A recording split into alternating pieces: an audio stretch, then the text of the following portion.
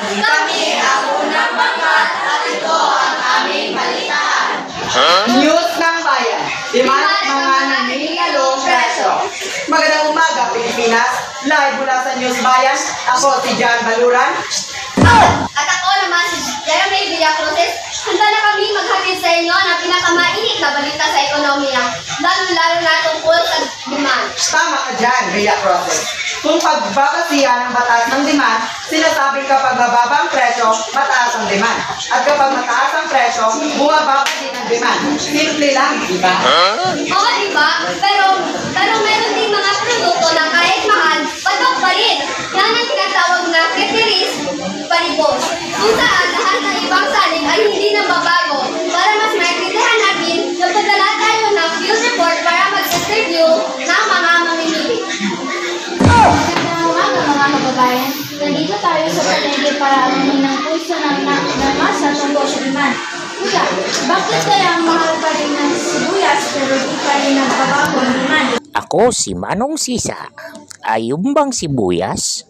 Hindi ko alam kung bakit mahal. Ang alam ko lang, pag wala yan sa sinigang, parang may kulang.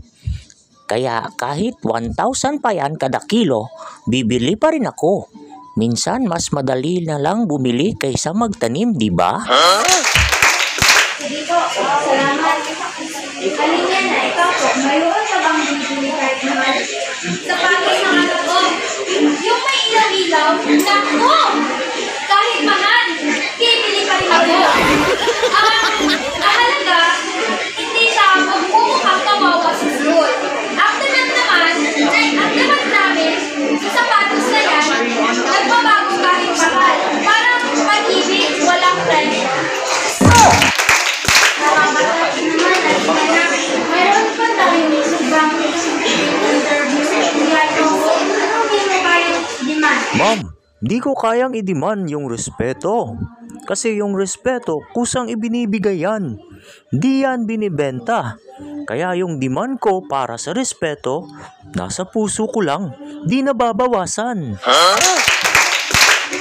Wow, napakaganda yan. Yung dalawa ka natin in-interview. Yung chismis ko, kahit libre po yan, di rin nagbabago ang demand.